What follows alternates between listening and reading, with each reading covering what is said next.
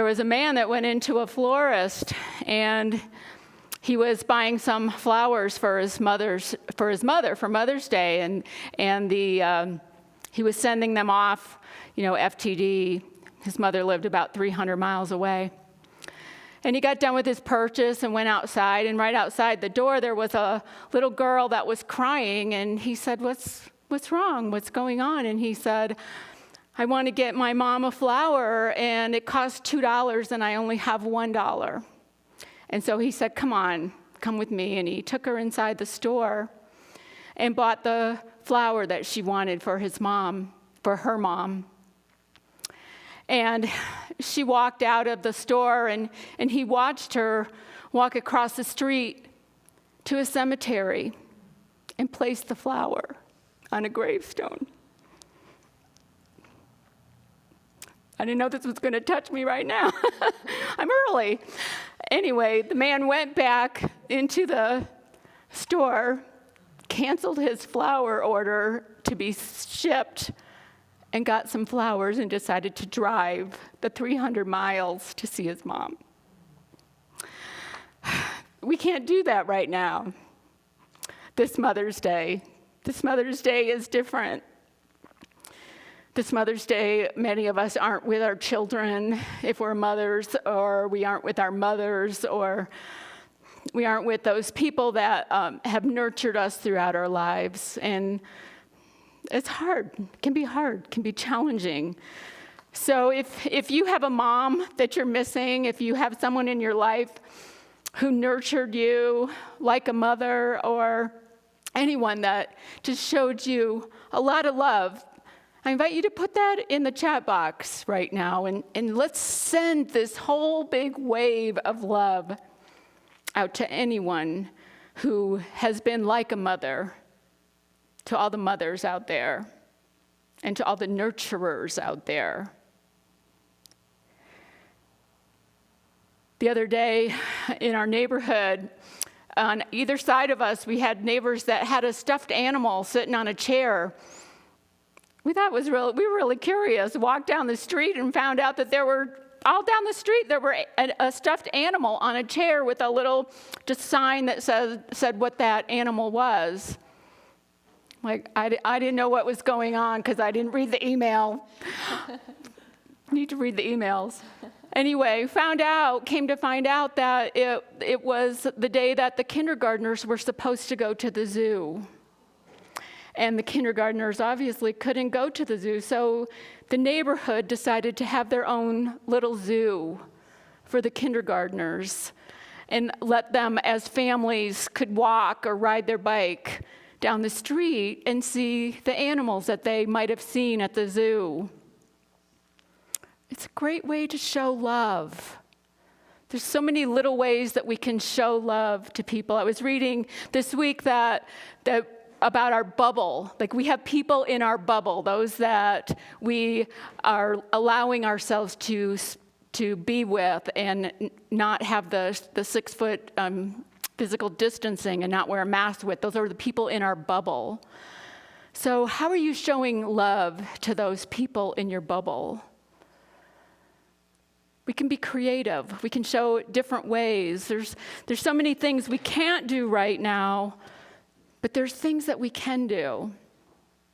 If you want to share something on the Facebook chat box, that would be great. Give other people some ideas if you've come up with some creative ways of showing love during this time for those people, those in your bubble, those outside your bubble.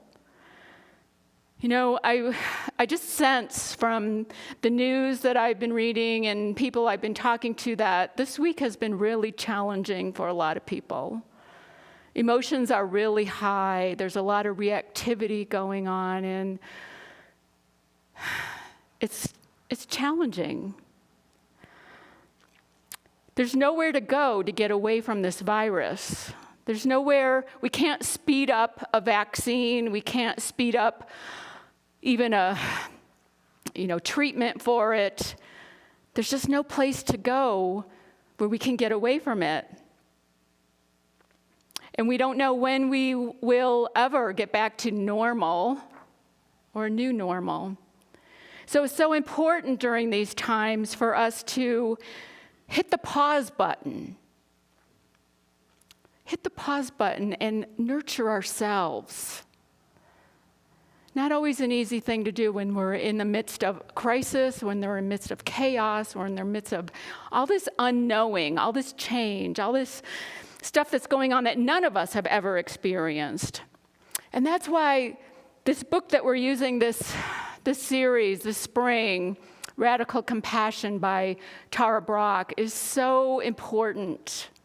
It's such great work in learning how to take care of ourselves, learning how to turn within, learning how to recognize those emotions that we're feeling that can overwhelm us. It's not easy because we can't control anything outside of ourselves right now. We can't control our lives. There's a tender presence, though, within each of us, a tender presence that can help us through this time. If we allow it, if we surrender to it, if we surrender our fears and our emotions to this place. So I invite you to think about what have you been feeling this week? Maybe it's boredom, maybe it's anger, maybe it's fear, anxiety, restlessness. Whatever it is, allow yourself to find that place within you to hold it with you, to hold it for you. I think that this time in our lives is calling us to turn within. It's calling us to slow down. Not easy with the speed at which our society has been going in the last, several years, many years. But this is an opportunity for us to slow down. And know that we are not all in the same boat. You've heard that phrase, we're all in the same boat, we're all in this together. Well, we are all in the same storm together. Do you see that picture up there? Or you will see that picture up there in a moment. We're all in the same storm, but we're not all in the same boat. I saw this article on Facebook that my sister posted this week about this author was unknown, and I'm not going to read it because it was long, but just think about how we are all in different boats. Some of us have children at home and have to work full-time and do school with the kids, distance learning with the kids. Some of us are alone, living alone, and feel that the loneliness of not being able to be with other people. Some of us economically are challenged. We're out of work. Some of us are working and nothing, economically is challenging us, but we are feeling a sense of being deprived from those fun things that we like to do. Whatever it is for us, whatever it is for you, we're in different boats, but the same storm. It's a call to be compassionate for whatever you're going through and whatever those people in your bubble are going through, because chances are they're not going through exactly the same thing. They're not triggered the same way you are. They don't respond the same way you do. They react differently to feeling bored or feeling fearful. Just remember that we're not in the same boat, but we are all experiencing this. We all are feeling the effects of this pandemic. And Tara talks about in the book how it's to let those feelings be okay. Whatever they are, they belong. They are part of you. They're part of your wholeness. Whatever it is. Every time I speak on a Sunday, I feel a lot of anxiety before I get up here. And this week, reading that chapter and hearing about that's okay, to let it be okay.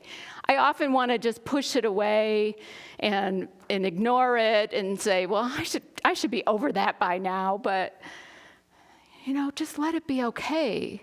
That belongs to me. That's telling me something. It's telling me I care if I'm reaching you. I care if I do a good job, and that's okay to feel that way.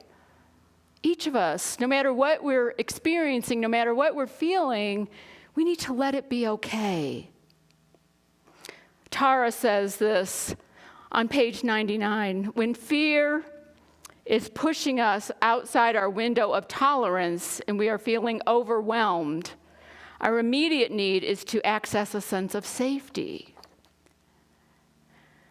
So when we are overwhelmed with emotion, and you know when you're there, because your reactivity is way over what it normally would be, it's time to find some inner resource, some anchor. We'll never get enough of the assurance or enough of the support that we need from outside of us. We have to get it from within. We have to nurture ourselves from within. And this is where she talks about in this chapter 6, about finding that resource within yourself and taking the rain out of sequence. Again, we're working with this process to help us with these emotions that are coming up during this time. RAIN, the acronym meaning recognize, allow, investigate, and nurture. But when the feelings are overwhelming, we need to nurture first, not last. It's essential that we do this for ourselves. And Mother's Day is a great day, a great time to look at how we nurture ourselves. Not everyone has had a mom that was equipped to nurture us the way we needed to be nurtured. Some of us were blessed too, and some of us were not. And so we need to find that within ourselves, how to nurture us. That divine feminine is within each of us, whether we're a man or a woman, boy or girl. That divine feminine is that part of us that just loves us unconditionally, that supports us, that is there for us. And it's within you. It's within me. It's there, waiting for us. That part of us that needs that love and protection, that inner child.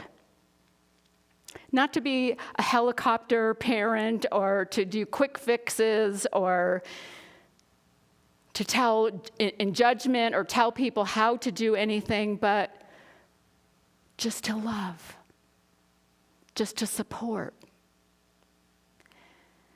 And so we need to imagine that before, when we're overwhelmed with emotions, as it seems like lots of people were this week, to find that place within to nurture yourself. Find that place. That inner child needs that. Every mother knows, every parent knows that children can get out of control sometimes, and it's mostly because they are overwhelmed by their emotions. They're overwhelmed. They don't know how to control them. And so a mother, a calm mother, a loving mother would just help them know that it's okay. These emotions are okay. Don't make them wrong. The same is true for our egos. Our egos are like young children. When we don't get our way, we're angry, and we're feeling like we're in a perpetual timeout right now. We can nurture ourselves. The child needs a calm parent, just like we need a calm presence within us. Let part of yourself know that it's okay, that you're not alone. And we can turn over this and walk with someone within our own minds. Give your inner child the love it needs, the support it needs. This can be really challenging. I know Steve Larson did the Tunnel song last week, and I love that song. And we can be in that tunnel and not see the light at the end of the tunnel. Right now, it can feel like we don't know when this is going to be over. We don't know how it's going to be over. We don't know what's going to happen before this while we're in this tunnel. We don't see the light at the end of the tunnel. And so it triggers us. Whatever is showing up for you, whatever emotions you are feeling, those are yours to learn from, to heal, to experience. Not to push away, because that will just make it come right back to the surface like a beach ball you try to push down into the water. It's just going to pop back up. But to be there. This week, I had I'm looking at Kevin, maybe 24 hours, maybe less. I'm going to say less. Of time where my reactivity was way out of proportion to the circumstance. Kevin's going to love hearing that he was right. I was angry, really angry. And after experiencing that for a little while and not liking it too much, I did what it says to do in the book. I imagined someone within me. I imagined a divine mother, a divine angel, really. It was very light. This female part of me that I saw in my mind. And I surrendered. I just surrendered this anger. I surrendered it and said, Sue, it's okay. It's okay.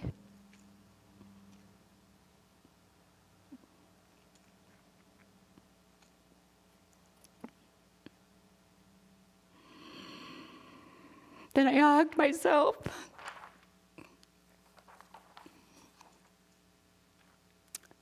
And I saw that there was fear.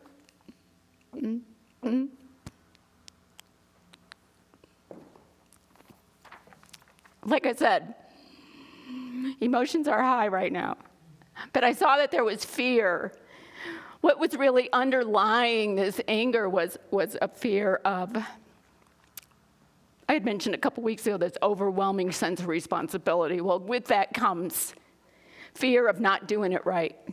Fear of not being here enough for all of you. Fear of not being inspiring enough. Fear of, all that stuff. Fear. Because I care. Because I want to do a good job. So when I took the time to nurture myself, to recognize the fear, to allow it, to investigate it, I had a huge headache. I was all in my head, in the body, and then again, nurture. It was very healing. I was able to apologize to Kevin. I was able to apologize to myself.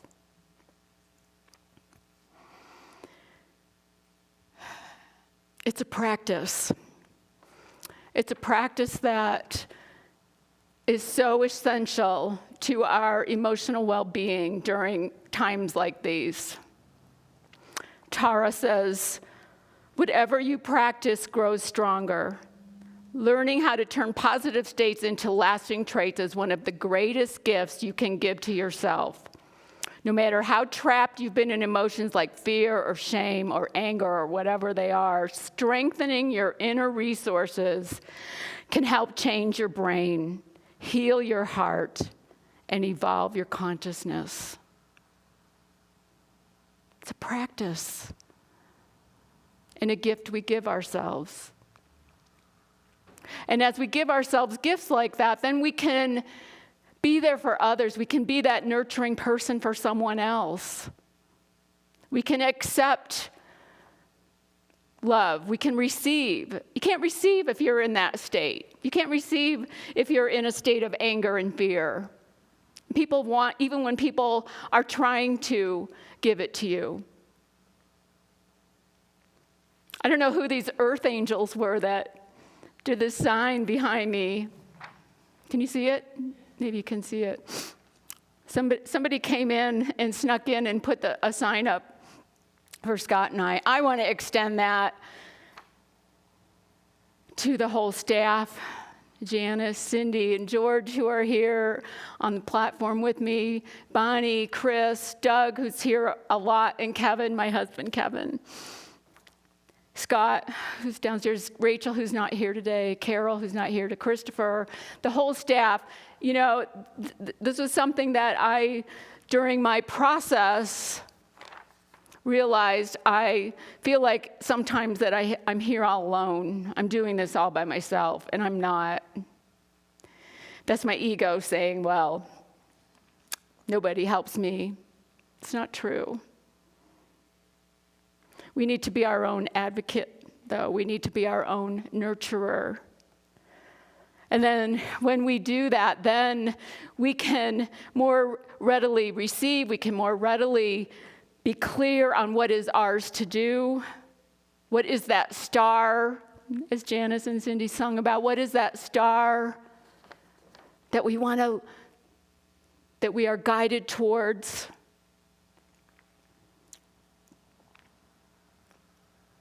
I watched Becoming the other night, is a documentary on Michelle Obama on her book. And she says the world will not give approval to you. You should not wait for the world to do that. That we have to give it ourselves, that it's something within us that we have to find. Somebody had asked her, how is it getting back into your old life? And she said, you don't go back. You go forward, you pave a new path, a new trail. And that's what we're doing with this pandemic. We need to pave a new trail, a new way of being. We get to decide who we want to be. We get to redefine ourselves right now. Who do you want to be right now? This is a question you can answer in the chat box if you want a short answer.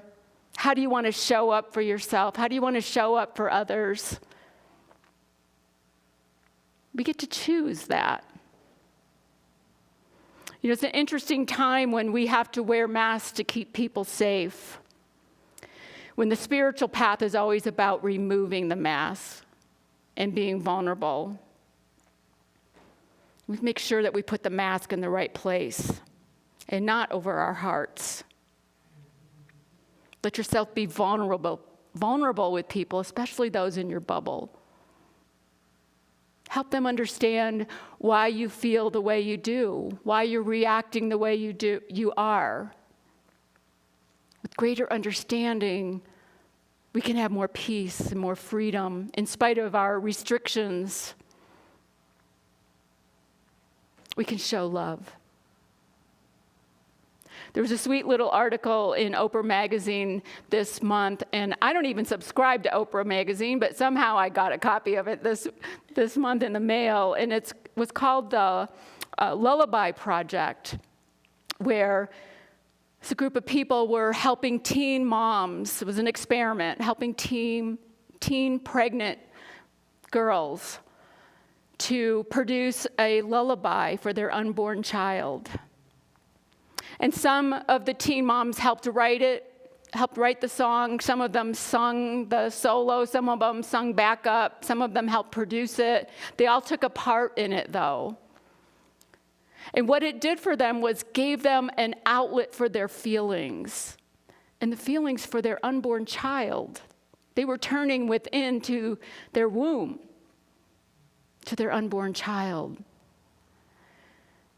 And they said it really helped them to share those feelings. It helped them with their confidence. It gave them hope for the future, to be able to speak to their unborn child in that way, to sing a lullaby. The ones that had done it years ago, it was a few years ago that they did this project, The children have said that that's still their favorite song. That they feel the love of their mom when they hear it, and they still hear it, and they still play it together. We can grow from any experience, even this one.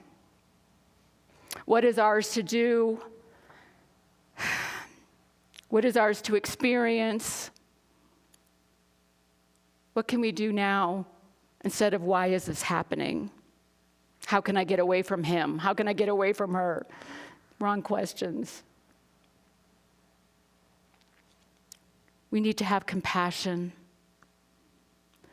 Compassion for ourselves, compassion for each other.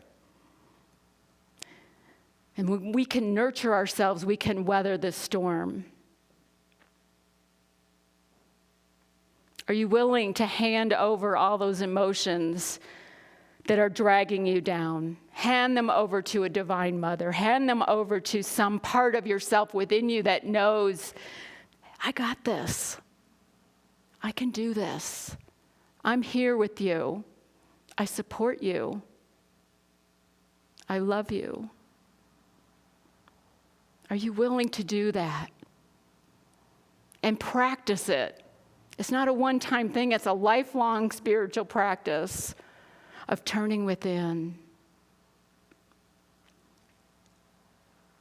You can hang on to the anger and the stress and the fear if you want to. You can pick it back up anytime. But I really invite you to try this. To look for that inner anchor, that inner resource. And nurture yourself. Let's imagine giving ourselves a great big hug. Jesus said in the book of Matthew, chapter 11, verse 28 to 30, "Come to me, all you that are weary and are carrying heavy burdens, and I will give you rest. Take my yoke upon you and learn from me, for I am gentle and humble in heart. And you will find rest for your souls, for my yoke is easy and my burden is light." That's the Christ consciousness talking to you, talking to us, saying, "Come to me. I can help you. I will give you rest." I want to spend a few minutes in meditation doing this short meditation that Tara has in the book called Handing It Over. It's on page 110. If you're in a small group this week, you could do this with your small group. So I invite you to just find a comfortable position and close your eyes and just relax any areas of tension.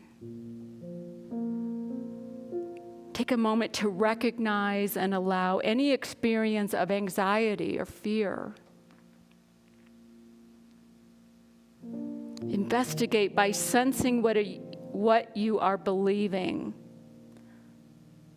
What bad thing is going to happen?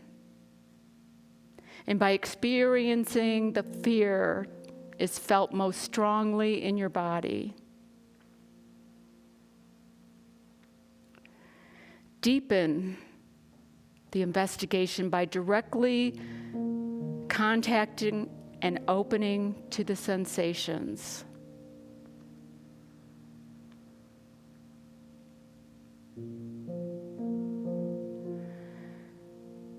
Now bring to mind some benevolent entity or formless being. God, Spirit, intelligence of the universe, Jesus, Buddha, Divine Mother, nature, any being that you sense as wise, compassionate, and all-embracing.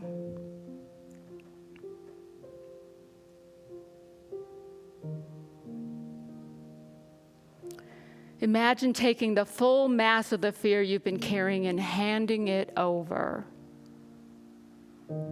offering it into this larger field, this vaster being. It's no longer your job to worry or to carry this alone. Your small self is not in charge. Let the fears or worries be held in the hands of something larger.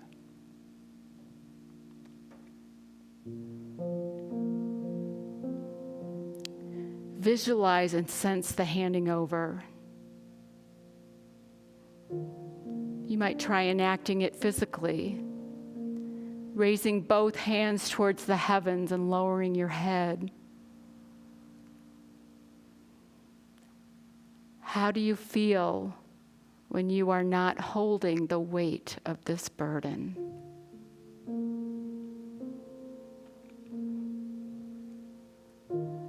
Allow yourself to relax and rest in an easeful space.